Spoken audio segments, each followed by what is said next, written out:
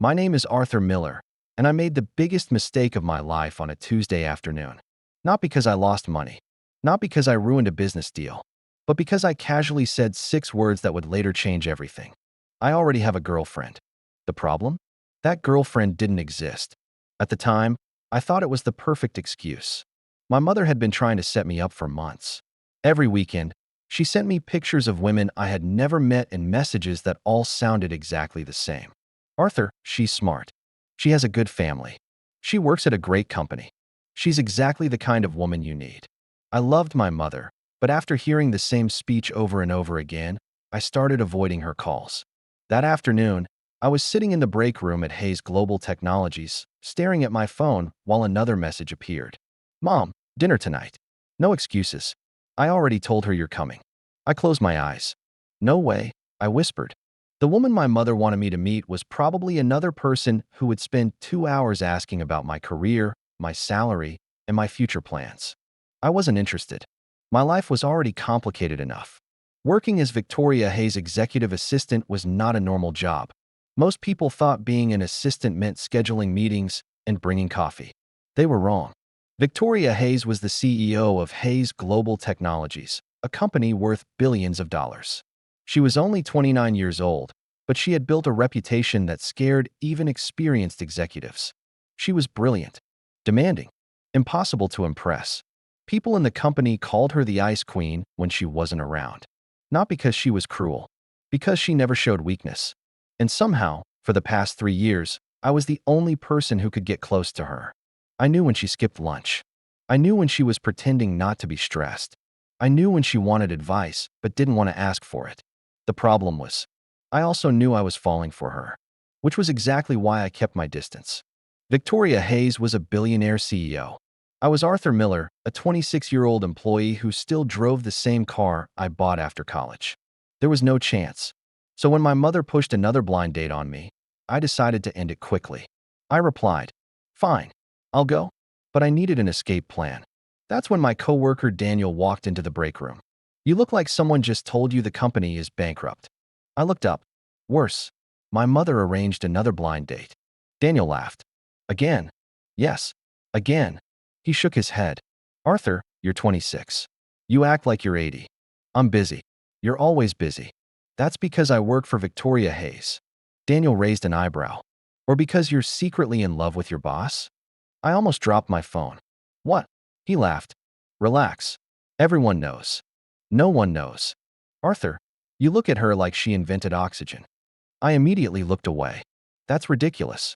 Daniel smiled. "Then prove it. Go on your date tonight." "I will. And I'll tell my mom everything went well." Daniel narrowed his eyes. "You're lying." I sighed. "I just don't want another lecture." "Then tell them you're unavailable." I tried that. And my mother said she already canceled her plans for me. Daniel laughed. "You're trapped." Exactly. I was trapped. So I made the decision that would eventually come back to destroy my peaceful life. I invented a girlfriend. That evening, I arrived at the restaurant my mother chose. The woman sitting across from me was actually very nice. Her name was Emily Carter. She worked as a financial analyst and seemed genuinely interested in conversation. But the moment she asked, "So, Arthur, what kind of woman are you looking for?" I panicked. I don't know why. Maybe because I was tired. Maybe because I was afraid. Maybe because deep down, I already knew the answer. The woman I wanted was someone I could never have. So I smiled and said, "Actually, I should tell you something." Emily looked curious. "What?" "I have a girlfriend." The silence lasted several seconds. "Oh," I nodded. "Yes." "Then why are you here?" I had no answer. Because I wasn't actually dating anyone. Because I was terrible at lying. Because I had just created a problem for myself. Finally, I said, "My family doesn't know. They keep arranging dates, so I needed a way to stop them." Emily stared at me. Then she laughed. "You made up a girlfriend?" I looked embarrassed. "Yes." That's honestly the strangest excuse I've ever heard. I know, but kind of impressive. I smiled. "So you won't be angry?" "No." She shook her head. "But now I'm curious." "About what?" "Who is this imaginary woman?" I froze. I needed a name. A random name. Any name. But for some reason, the first name that came into my mind was the only one that should never have been there. Victoria. The moment I said it, I regretted everything. Because the person standing behind me had stopped walking. I didn't notice. But Emily did. Her expression changed. She looked over my shoulder. Arthur. My heart sank. What? She whispered. Is that Victoria? I slowly turned around. And there she was. Victoria Hayes. My CEO. My impossible dream. Standing behind me with a cold expression. For a moment, nobody spoke. Then Victoria looked at me. Not angrily. Not surprised. Just quietly. Victoria? Her voice was calm. Too calm. I immediately stood up. Miss Hayes, I can explain. She looked at Emily. Then back at me. So you have a girlfriend? I opened my mouth. Nothing came out. Because the woman I had just used as a fake excuse was standing right in front of me. The woman I secretly loved. The woman who controlled a billion-dollar company. And now she believed I had someone else. Victoria picked up her bag. Interesting. Wait. She looked at me. For the first time in 3 years, I saw something different in her eyes. Not anger. Not disappointment. Something much more dangerous. Jealousy. Then she said, Arthur Miller, we need to talk tomorrow. And she walked away, leaving me standing there, realizing one terrible truth. I had just told the one woman I wanted that I belonged to someone else. And somehow, I had no idea how badly she was about to react. I barely slept that night. Not because I was worried about my job. Not because I was afraid Victoria Hayes would fire me. For some reason, the only thing I could think about was the look on her face when she heard me say another woman's name. Victoria had spent 3 years keeping everyone at a distance. She never cared about office gossip. She never reacted to rumors. She never showed jealousy. But yesterday, when she heard that I had a girlfriend, something changed. And I couldn't understand why. The next morning, I arrived at Hayes Global Technologies earlier than usual. I told myself I needed to prepare for a difficult conversation. That was all. It had nothing to do with wanting to see Victoria. Nothing. At least, that was what I kept telling myself. When I entered her office, she was already there. Victoria was sitting behind her desk, reading reports. She didn't look up. Close the door, Arthur. My heart tightened. Yes, Miss Hayes. I closed the door. For several seconds, she continued reading. The silence was worse than anger. Finally, she placed the documents down. So, she looked at me. You have a girlfriend. I swallowed. About that. Is she real? The direct question caught me off guard. I hesitated. That hesitation told her everything. Victoria leaned back in her chair. I see. Victoria, I can explain. You call me Victoria? I froze. Normally, I always called her Miss Hayes. Only when we were alone and she specifically allowed it did I use her first name. She noticed. And I noticed she noticed. Sorry, Miss Hayes.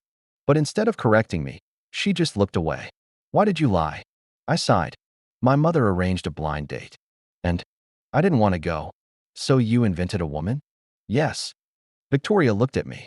You created an imaginary girlfriend to avoid meeting another woman? Yes. Why? I didn't answer. Because the real reason was standing in front of me. Because I didn't want to meet someone else when my heart already belonged to someone impossible. Victoria waited. She was good at waiting. That was one of the reasons she was such a powerful CEO. She knew people would eventually reveal the truth when silence became uncomfortable. Finally, she asked, Who is she? I looked confused. What? The woman you invented. Oh, I rubbed the back of my neck. I just picked a random name. A random name? Yes. Victoria's eyes narrowed. What was the name? I knew this was a trap, but I couldn't avoid it. Victoria. The room became silent. Her expression changed slightly. Just slightly. Most people wouldn't notice. But I knew her. I saw it. For 1 second, the Ice Queen disappeared. Then she returned. So you named your fake girlfriend after me. It wasn't intentional, wasn't it? I looked at her, and I had no answer. Because maybe it wasn't intentional. But maybe some part of me had already revealed the truth. Victoria stood up. She walked around the desk. I immediately became nervous. She was my boss, the most intimidating woman in the company.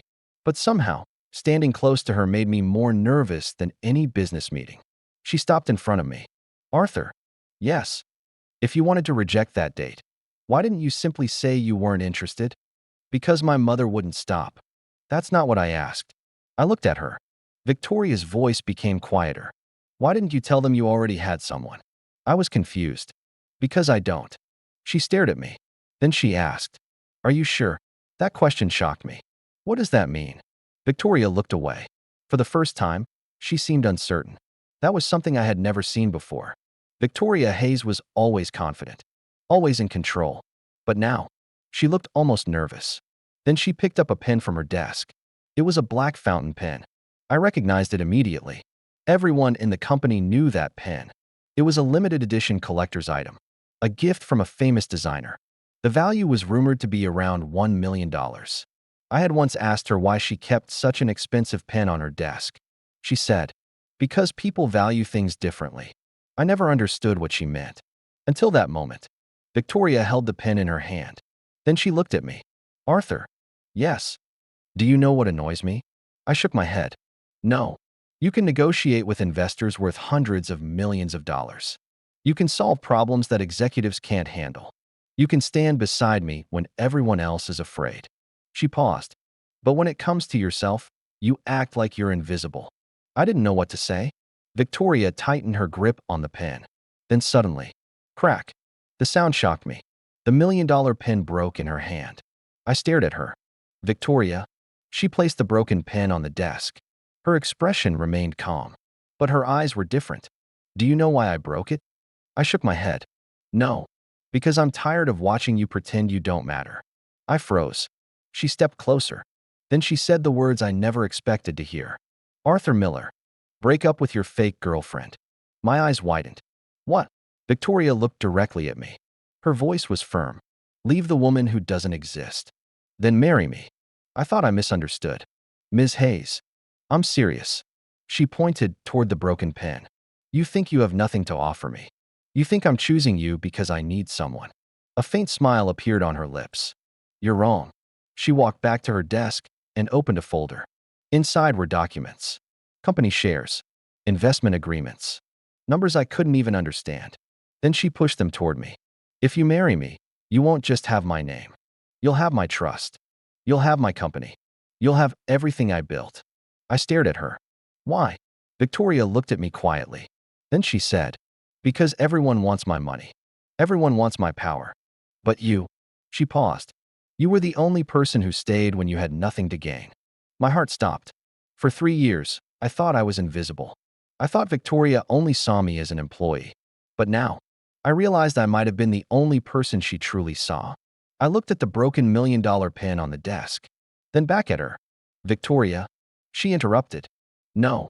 Her voice softened. "Don't call me your boss." She looked at me. "Tell me the truth. Was there ever another woman?" I stood there silently, because I knew this was the moment everything changed. And the answer I gave next would decide whether I lost her forever, or finally admitted the secret I had hidden for 3 years. I never had a girlfriend. Victoria didn't move.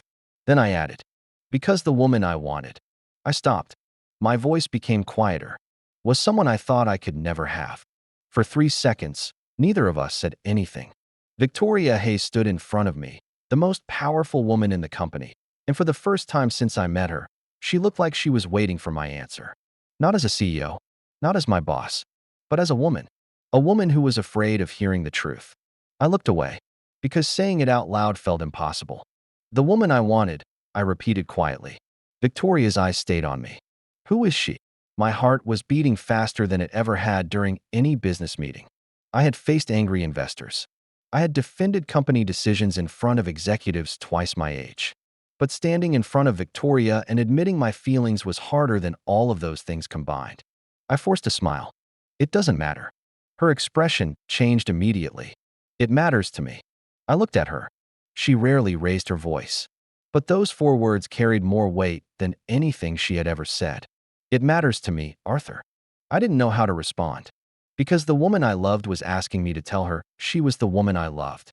But my mind kept reminding me of reality. She was Victoria Hayes, the CEO of a billion-dollar company. I was just Arthur Miller, her assistant, the person who organized her schedule, prepared her meetings, and stood behind her when everyone else walked away. A person like me didn't belong beside someone like her. "Victoria." She frowned slightly. "You're doing it again." "Doing what?" "Putting yourself below everyone else." I stayed silent, because she was right. She always noticed things I tried to hide. She walked back to her desk and looked at the broken pen. You know why I bought this? I shook my head. No. Because people thought it was ridiculous. I looked confused. What? When I became CEO, everyone said I was too young. They said I inherited everything. They said I only succeeded because of my family. Her fingers touched the broken pieces of the pen. So I bought something nobody could afford. I understood. It wasn't about the pen. It was about proving herself. Victoria Hayes had spent her entire life showing people she was strong. But she had never shown anyone how tired she was. Until me. I remember when I first met you, she said. I looked at her. You were the only person who didn't try to impress me. I smiled slightly. That's because I was terrified of you. For a moment, she looked surprised. Then she laughed. A real laugh. Not the polite smile she gave at business events. Not the cold expression she showed executives. A genuine laugh. You were terrified of me? Yes. Why? Because everyone else treated you like a queen. And you? I thought you were a person. Her smile disappeared. But not because she was upset. Because those words meant something to her. You thought I was a person? Yes. Victoria looked down. Then she quietly said, that might be the nicest thing anyone has ever said to me. I didn't know what to say. Because I realized something.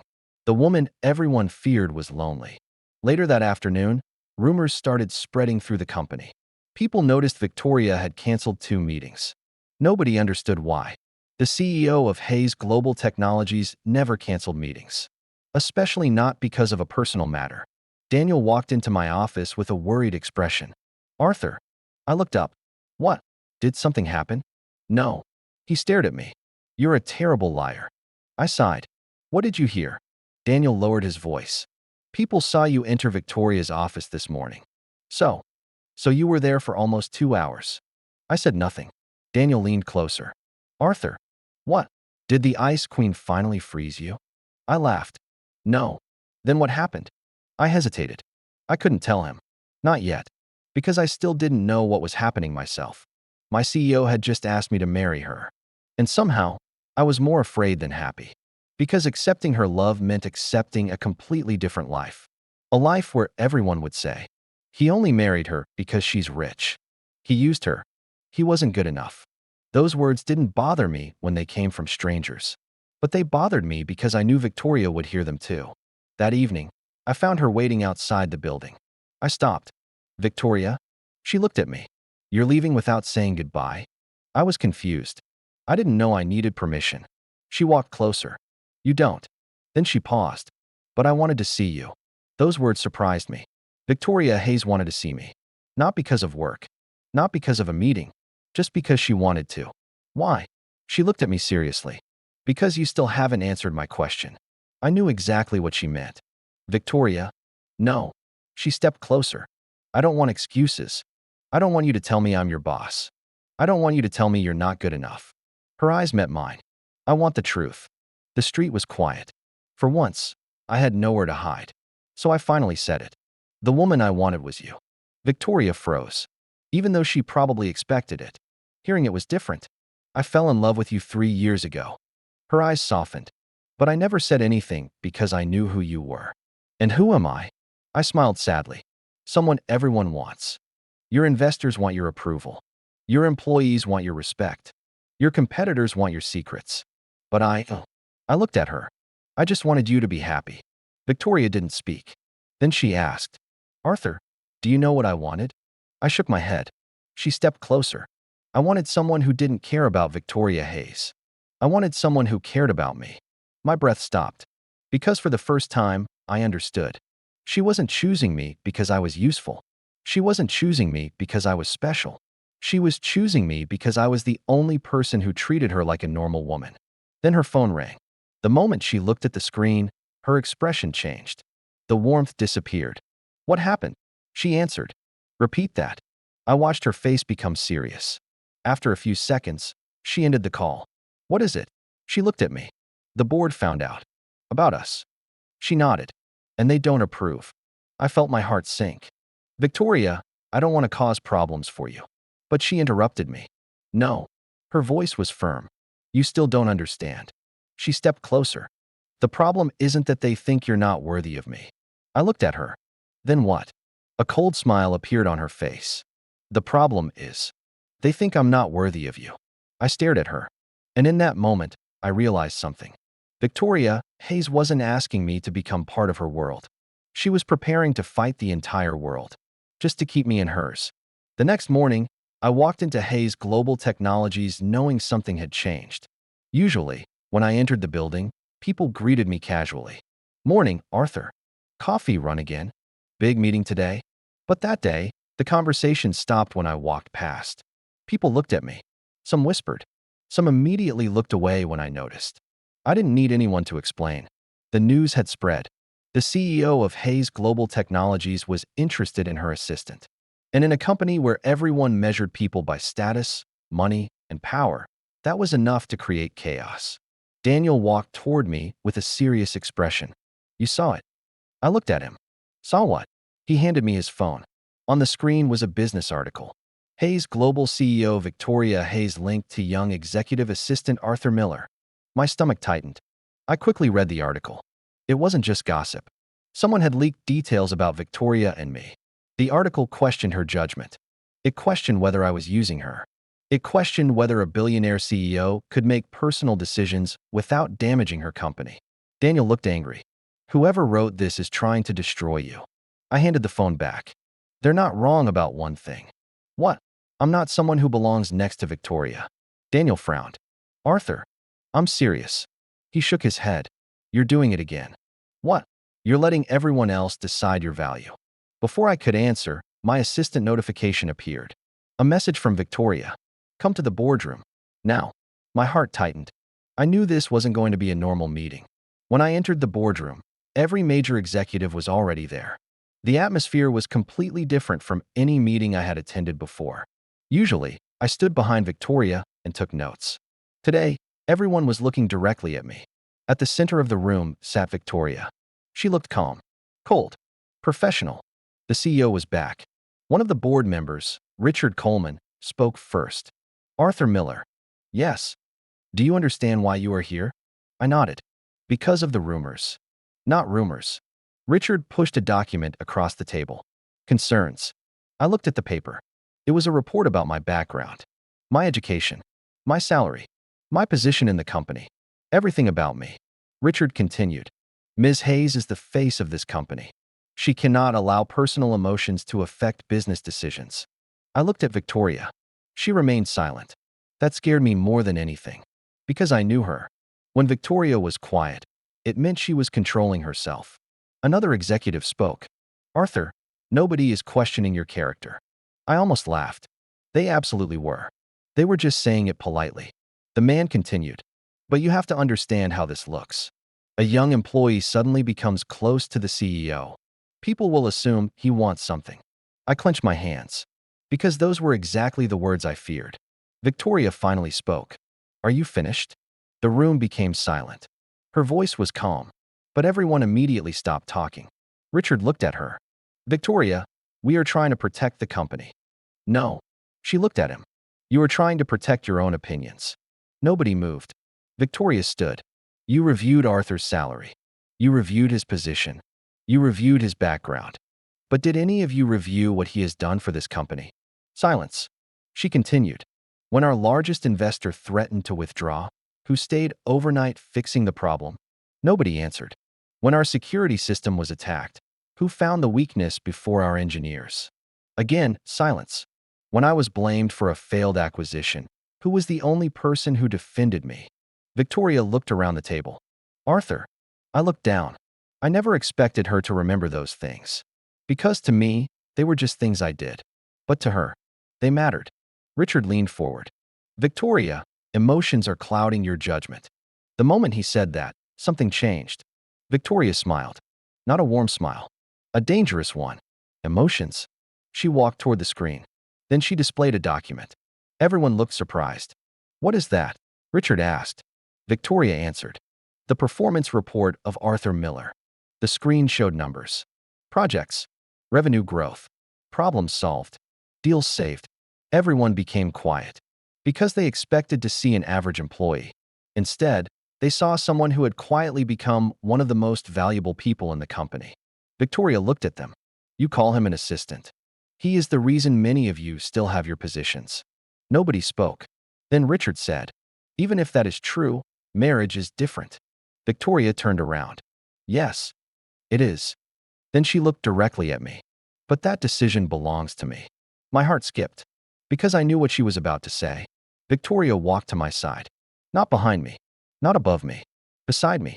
Then she said, "Arthur Miller is not my employee today. He is the man I chose." The entire room froze. She continued, "And if anyone believes he is not worthy of standing beside me." She looked around. "They are questioning my judgment." Nobody dared respond. After the meeting ended, I followed Victoria back to her office. The moment the door closed, I spoke. "You shouldn't have done that." She turned around. "Done what?" "Risked your position." She looked confused. "My position?" "Yes. Because of me." Victoria walked closer. "Arthur." Her voice softened. "You still think I chose you because I made a mistake?" I didn't answer. She sighed. "Do you know what my biggest fear was?" I looked at her. "That one day you would realize I'm not as perfect as everyone thinks." I was surprised.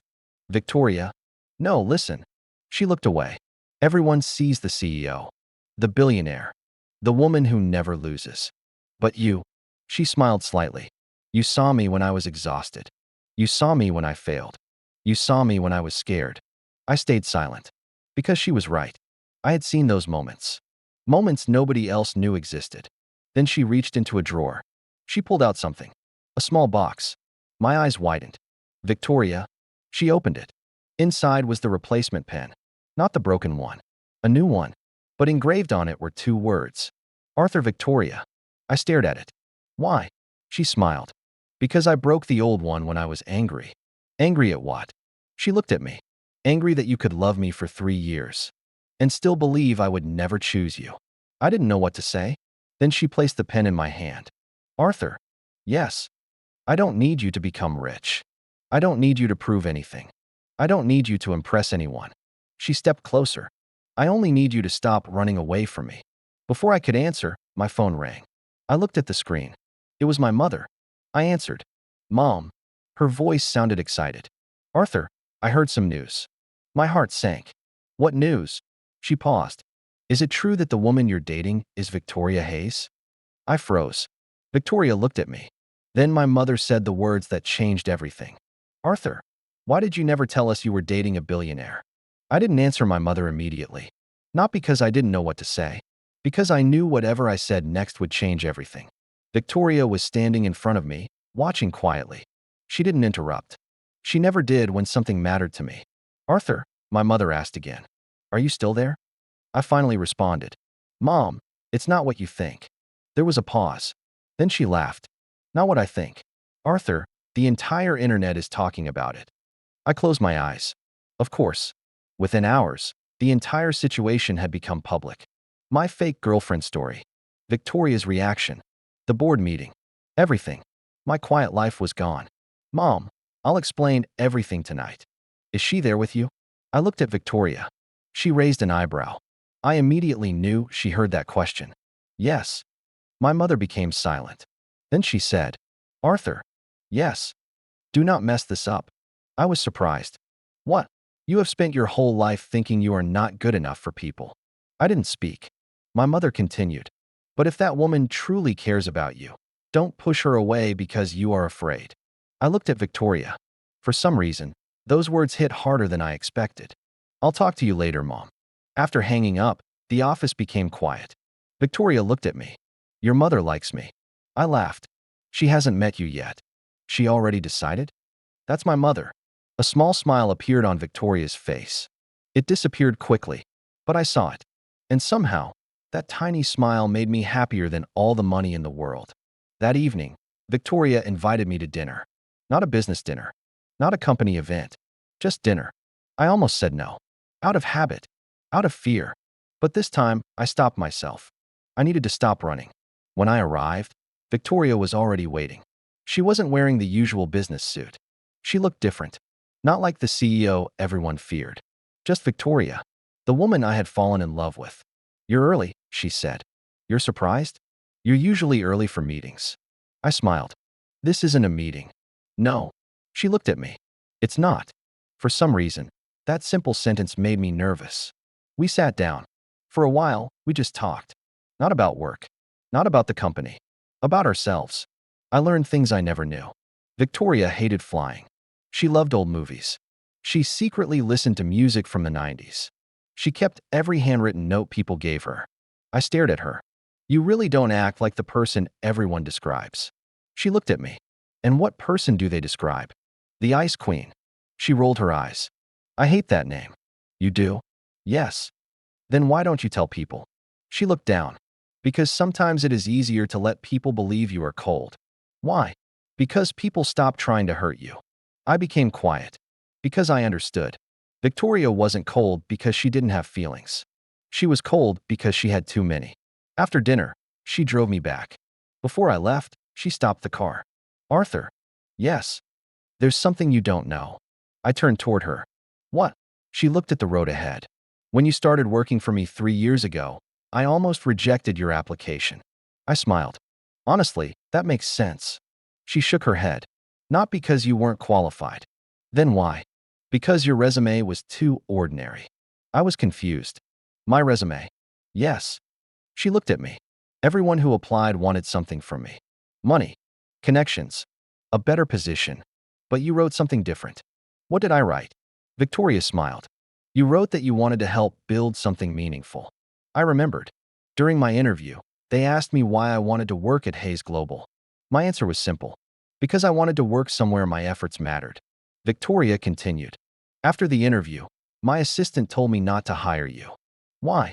Because you didn't seem ambitious enough. I laughed. That sounds terrible. It was wrong. She looked at me. You weren't chasing power. You were chasing purpose. I didn't know what to say. Then she said something that surprised me. That was the first time someone impressed me without trying. I looked at her. Victoria. She interrupted.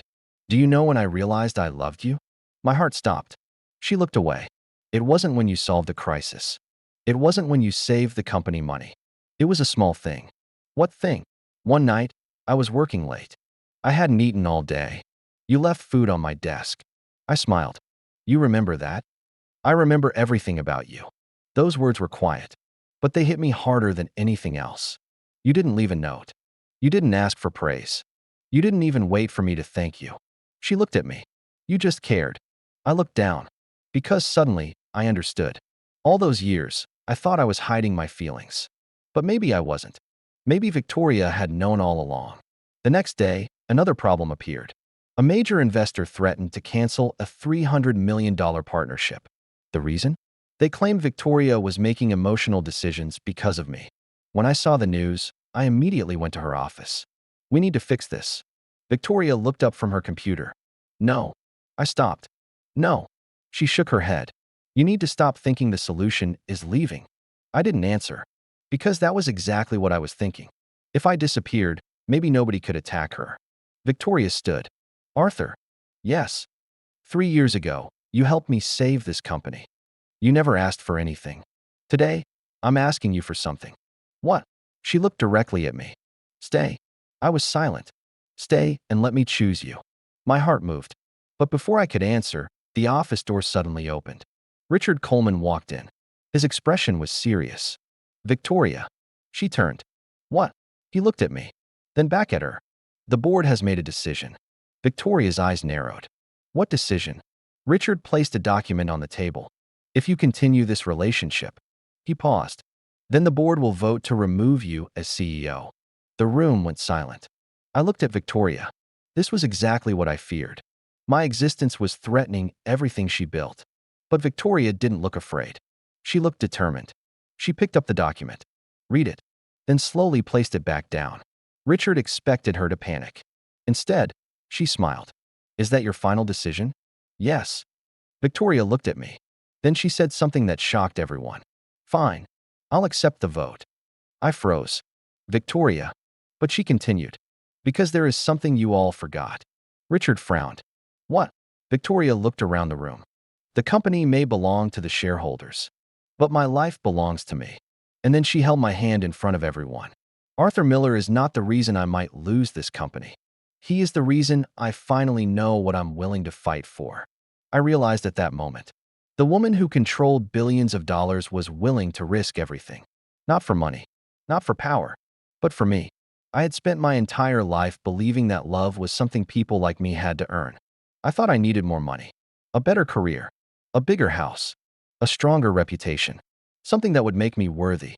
But standing beside Victoria Hayes in front of the entire board, I finally understood something. She wasn't looking for someone who could match her wealth. She was looking for someone who would stay when everything else disappeared. And that was the one thing I had always done. I stayed. After Richard left, I immediately turned to Victoria. Are you serious? She looked at me calmly. About what? You just told the board you're willing to risk losing your company. She nodded. Yes. Victoria, this isn't a small thing. I know. You spent your entire life building Hayes Global. Yes. And you're willing to lose it. She looked at me. No. I was confused. No. She walked closer. I'm willing to fight for it. Then she pointed at herself. But I'm not willing to lose myself just to keep something that everyone else controls. I didn't know how to respond. Because she was right. I had always thought Victoria's company was everything to her. But maybe I was wrong. Maybe the company was only important because it represented her freedom, her ability to choose her own life. I don't want to be the reason you suffer, I said. Victoria's expression changed. Not anger. Disappointment. Arthur. Yes. Do you really think I would choose someone who makes me suffer? I stayed quiet. She sighed. This is what I mean. What? You keep deciding what is best for me without asking what I want. That sentence hit me. Because she was right. I was doing the same thing everyone else did. I was treating Victoria like someone who couldn't make her own decisions. I'm sorry. She looked at me. For what? For thinking I had to save you from your own choices. For a moment, she said nothing. Then she smiled. A small, warm smile. That's the first smart thing you've said today. I laughed. You're impossible. And you love me anyway. I froze. Victoria realized what she had said. For once, the confident CEO looked embarrassed. She looked away. I smiled. No. She looked back. No. I like hearing that. Her expression softened. The next few days became a battle. Not between Victoria and me. Between Victoria and everyone who thought they could control her. The board tried to pressure her. Investors questioned her judgment. News outlets continued publishing stories about us. Some people called me a gold digger. Some called me a nobody. Some said Victoria had lost her mind. I expected Victoria to ignore it. Instead, she did something unexpected. She asked me to attend every meeting with her. Not as her assistant. As her partner. The first time I walked into an investor meeting beside her, everyone became silent. One investor looked at me, then looked at Victoria. Is he really joining this discussion? Victoria didn't hesitate. Yes. The man frowned. He has no experience at this level. Before Victoria could answer, I spoke. You're right. Everyone looked surprised. I continued. I don't have decades of experience sitting in boardrooms. I don't have billions of dollars. I don't have your position. The room became quiet. But I know this company. I know the people who built it. And I know Victoria. The investor raised an eyebrow. You think knowing her is enough? No. I looked at him. But understanding her decisions is more valuable than pretending to understand her. Victoria looked at me. I continued. For years, everyone has told Victoria what she should do, who she should work with, what risks she should take, what image she should maintain. But nobody asks what she actually wants.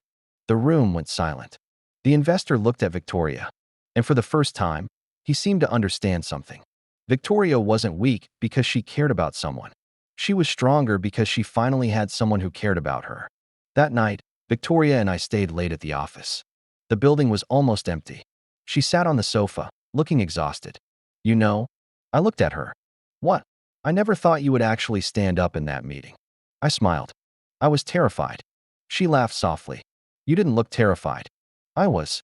Why didn't you show it? I shrugged. Because you always looked scared too. Victoria looked surprised. Me? Yes. She shook her head. I never looked scared. You did. When? I smiled. Every time someone disappointed you. She became quiet. You noticed that? Of course. She looked away. Nobody had ever said that to her. Because everyone saw Victoria Hayes as someone who didn't need anyone. But I saw the truth. She did need someone. Not to save her. Just to remind her she wasn't alone. A week later, something unexpected happened. The board called an emergency meeting. Everyone expected the final vote. Either Victoria would keep control, or she would lose her position. When we entered the room, Richard was already waiting. He looked different, less confident. Victoria noticed. What happened? Richard didn't answer immediately. Instead, he looked at me. Arthur Miller. Yes. I owe you an apology. I was surprised. For what? He placed a document on the table. We investigated the accusations against you. I looked at Victoria. She looked equally surprised. Richard continued. The rumors claimed you used your relationship with Victoria to gain influence. He paused. The investigation found the opposite. I frowned. What does that mean? Richard opened the document. 3 major deals that saved this company were influenced by your decisions. I was shocked. I was just doing my job. Richard nodded. That's exactly the problem. The people who wanted to remove you assumed you were chasing power. But the evidence showed you repeatedly refused promotions, bonuses, and shares. Nobody spoke. Because everyone knew the truth now. I never wanted Victoria's money. I never wanted her company. I only wanted her. Richard looked at Victoria. The board has changed its position. Victoria remained calm. And he took a breath. The board approves your relationship. I looked at Victoria. She didn't smile. She simply reached for my hand under the table. A quiet gesture. But I understood. This was her way of saying, we won. Later that night, Victoria and I walked outside the building. You were right, she said. About what? You never wanted anything from me. I smiled. I wanted something. She stopped. What? I looked at her. You. For once, Victoria Hayes had no answer. Then she smiled. A real smile. You know something, Arthur? What? You are the only person in the world who could make me break $1 million pen. I laughed. That pen is still a problem. She shook her head. No. She stepped closer. That pen was the moment I stopped pretending. Pretending what? That I didn't love you. My heart stopped. Then she whispered. And now I'm done pretending. I looked at the woman in front of me. The billionaire. The CEO. The ice queen. The woman who had everything. And somehow, she had chosen me. But I didn't know yet that the biggest challenge was still waiting. Because someone from Victoria's past was about to return. And this time, the person trying to separate us wasn't the board. It was someone who knew exactly how to hurt her. For the first time in my life, I understood what it felt like to have someone choose me without hesitation. Victoria Hayes could have chosen anyone. A billionaire. A famous investor. A powerful executive. Someone who would make the world say she had found an equal. Instead, she chose me. Arthur Miller. The man who once lied about having a girlfriend because he was too afraid to admit who he actually loved. For a few weeks, everything felt perfect. Victoria stopped hiding her feelings. She no longer pretended, she only saw me as an employee. She held my hand in public. She introduced me to important people. She even started calling me by my first name in front of executives. And every time someone looked surprised, she didn't care. One morning, I walked into her office with coffee. She looked up from her computer. You're late. I checked my watch. I'm 3 minutes early. She nodded seriously. Exactly. I laughed. You're complaining that I'm early? Yes. Why? Because now I have no reason to be annoyed with you. I smiled. You're looking for reasons? Maybe. Why? She leaned back. Because I like when you argue with me. I raised an eyebrow. The Ice Queen likes arguments. Only with you. That was Victoria. Cold to the entire world. Different with me. But happiness never stays untouched forever. And I learned that when someone from Victoria's past walked back into her life. His name was Alexander Reed. Everyone in the business world knew him. The heir of Reed Capital. A man who had built his reputation through investments, influence, and family connections. And more importantly, he was Victoria's former fiancé. I found out the same way everyone else did. Through the news. Alexander Reed returns to New York after 5 years overseas. Sources say reunion with Victoria Hayes possible. I stared at the headline. My chest tightened. Not because I didn't trust Victoria. I did. But because I suddenly remembered the difference between us. Alexander belonged in her world. I didn't. Daniel noticed my expression. You saw it. I put down my phone. Yeah. Don't do this. I looked at him. Do what? Start convincing yourself you're not enough. I didn't answer. Because he knew me too well. Daniel sighed. Arthur, she chose you. I know. Then why are you worried? Because some part of me was afraid. Not that Victoria would leave. But that one day she would realize everyone else was right, that she belonged with someone like Alexander. That afternoon, Alexander came to Hayes Global. I saw him for the first time when I entered Victoria's office. He was everything people expected. Tall, confident, expensively dressed. The kind of person who looked like he had never questioned his place in the world. He looked at me, then at Victoria. Is this him? Victoria's expression immediately changed. Yes. Alexander smiled slightly. Arthur Miller. He extended his hand. I shook it. Nice to meet you. But his smile didn't reach his eyes. Interesting. I frowned. What? Victoria stepped forward. Alexander. He ignored her. I always wondered what kind of man could make Victoria choose someone unexpected. The room became quiet. I knew exactly what he was doing. He wasn't insulting me directly. He was making me feel like I didn't belong. I released his hand. And Alexander looked at me. I'm still wondering. Before I could answer, Victoria spoke. Enough. Her voice was cold. The same voice she used in board meetings. Alexander looked surprised. Victoria. No. She walked beside me. You don't get to walk into my company and disrespect someone I care about. Alexander's expression changed. Someone you care about? Yes. She looked directly at him. My future husband. My heart stopped, even though I knew how she felt. Hearing her say it still affected me. Alexander became silent. Then he laughed. You're serious. Very. He looked at me again. You really think this is going to last? I wanted to answer, but Victoria spoke first. Yes. Alexander looked at her. You're choosing him over everything we planned. Victoria's expression became colder. We planned nothing. That's not what you said 5 years ago. Silence. I looked at Victoria.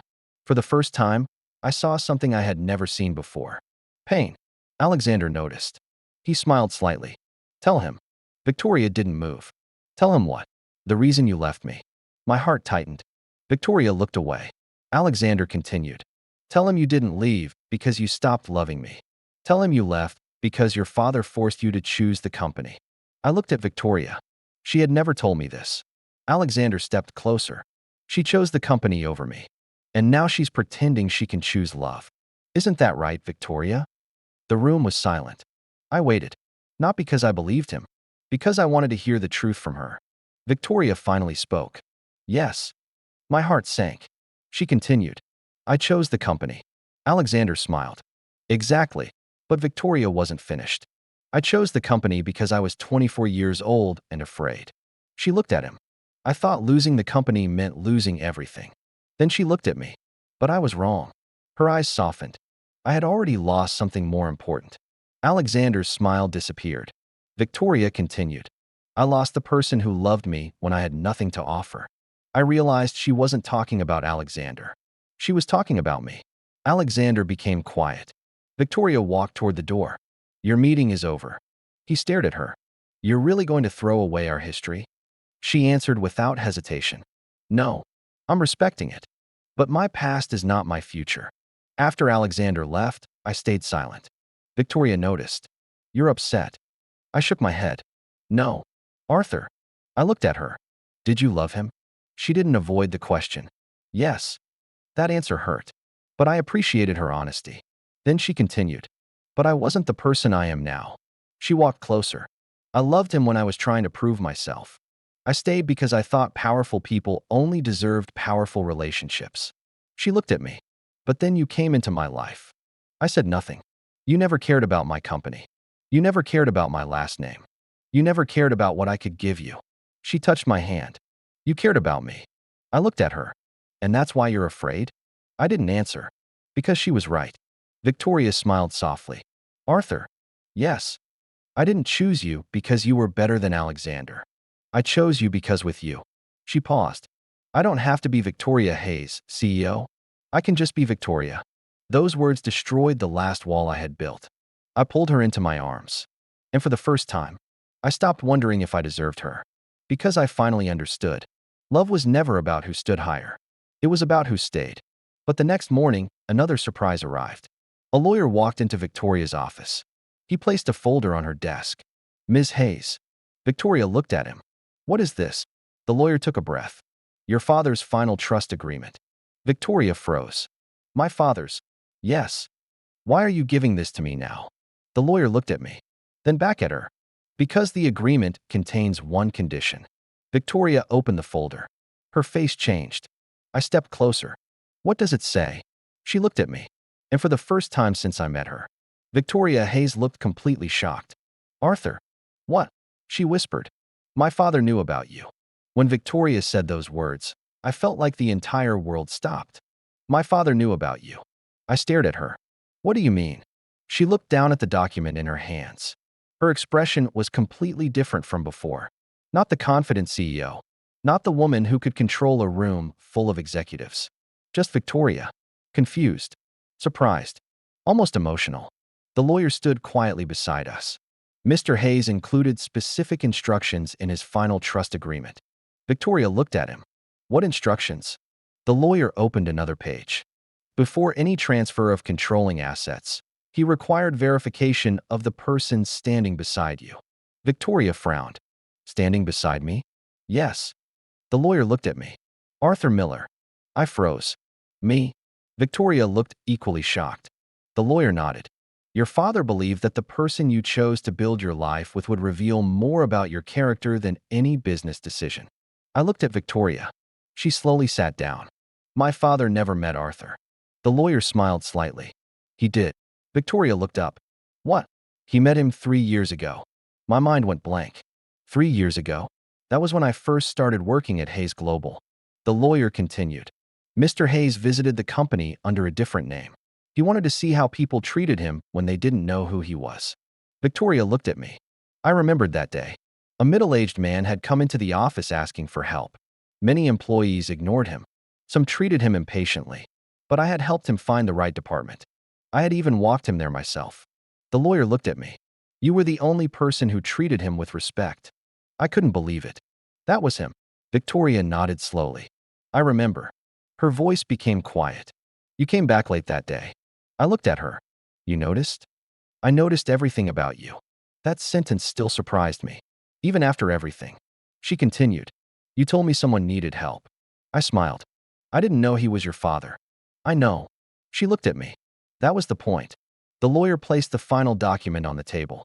Mr. Hayes wrote one final condition. Victoria opened it. Her eyes moved across the page. Then she stopped. What does it say? I asked. She didn't answer immediately. Finally, she read. My daughter has spent her life choosing responsibility over happiness. The room became quiet. If she ever finds someone who chooses her without wanting what she owns, protect that person. Victoria's eyes became red. I had never seen her like that. Not in meetings. Not during company crises. Not when facing investors. Never. My father. She stopped. The lawyer continued. Mr. Hayes transferred additional voting rights into a private trust. Victoria looked confused. Why? Because he believed your biggest weakness was believing you had to handle everything alone. She looked at me. And he believed Arthur Miller was the person who could remind you that you didn't. I didn't know what to say. Because somehow, a man I barely knew had understood something about me and Victoria better than we understood ourselves. A month later, the biggest announcement in Hayes Global history was made. Not a merger. Not an acquisition. Not $1 billion investment. Something much more personal. Victoria Hayes was getting married. And the man standing beside her was not a billionaire. Not a celebrity. Not a powerful businessman. It was me, Arthur Miller. The same man who once invented a fake girlfriend to avoid a blind date. The same man who believed he had no chance with the woman he loved. The same man who thought love was something reserved for people with more money and more status. I was wrong. On the morning of the wedding, I was nervous. More nervous than any presentation. More nervous than any business negotiation. Daniel adjusted my suit. You look terrified. I am. You're marrying Victoria Hayes. Yes. The woman who controls billions of dollars. Yes. The woman who broke $1 million pen because she was jealous. I looked at him. That sounds worse when you say it. Daniel laughed. Arthur, do you know what's funny? What? She didn't fall for you because you became someone important. He smiled. She fell for you because you were the only person who never tried to become important in front of her. I smiled. Maybe he was right. When Victoria walked toward me, everything became quiet. Not because she was wearing an expensive dress. Not because cameras were everywhere. Not because the world was watching, because it was her, the woman who had everything, and still chose me. When she reached me, she smiled. You look nervous. I laughed. You're surprised? A little. Why? Because you can negotiate with billionaires, but you're afraid of marrying me? I smiled. Those billionaires don't mean as much. For a moment, she just looked at me. Then she whispered, "That's why I chose you." After the ceremony, reporters surrounded us. One reporter asked, "Victoria, many people still wonder why you chose Arthur Miller." She looked at me, then answered, "Because everyone else saw what I owned. They saw my company, my money, my influence." She held my hand. "But Arthur saw me." The reporter asked, "Wasn't it risky choosing someone without the same status?" Victoria smiled. "No, because the biggest risk in life is spending everything you have and still having nobody who truly loves you." The crowd became silent. Then she looked at me, and I already found that person. That night, after everything ended, Victoria and I sat together. No cameras, no executives, no business decisions. Just us. I looked at her. "Do you remember the first day we met?" She smiled. "Yes." "You thought I was ordinary." "No." I looked surprised. "No." She shook her head. "I thought you were dangerous." I laughed. "Dangerous?" "Yes." "Why?" "Because you were the first person who made me forget I was Victoria Hayes." I smiled. "And now?" She leaned closer. "Now I don't want to remember." I laughed. "You really are different with me." She nodded. "Because with you, I don't have to be the ice queen." She touched my hand. "I can just be your wife." Years later, people still talked about the billionaire CEO who married her assistant. They called it impossible. They called it unexpected. They called it a fairy tale. But they never knew the truth. Victoria Hayes didn't choose me because I became rich. She didn't choose me because I could give her something. She chose me because when everyone else wanted something from her, I was the only person who wanted nothing except her happiness. And the funniest part? The woman I once pretended to have became the woman I spent my life loving. Because sometimes the person you think you can never reach is the person who has been waiting for you all along.